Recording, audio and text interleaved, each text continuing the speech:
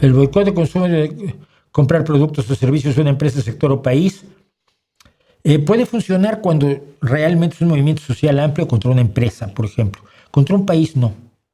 Contra un país no funciona porque siempre lo comento yo, ¿no? Si tú haces un boicot contra el McDonald's aquí en España, estás pasando a torcer a los confranquiciatarios del McDonald's, que son los dueños de las tiendas en sí, de los restaurantes, son los que han invertido dinero en España, a los proveedores que son españoles, los ganaderos y los del pan y los de los tomates y los de la lechuga, no vienen de Wichita Falls ni de Nantucket.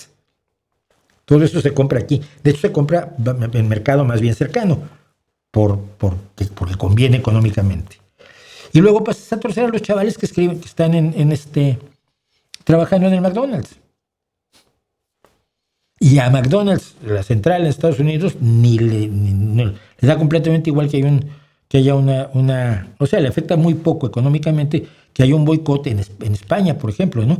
Aquí, cuando los chicos del Burger King, que está enfrente de mi casa, se entraron en conflicto con el dueño, con el franquiciatario, porque lo de siempre, los pagaban menos de lo que debían, los hacían trabajar horas extras sin pagarlas, había malas caras, malos modos, malos tratos y despidos injustificados. Y yo fui con ellos, estuve hablando con ellos, les dije, mira, yo los apoyo, y si necesitan algo de la prensa, los puedo acercar a la prensa aquí y allá, cuentan con todo mi apoyo, pero lo que no vamos a hacer es un boicot, porque encima los dejamos sin trabajo a ustedes. La realidad es más compleja de lo que la gente cree.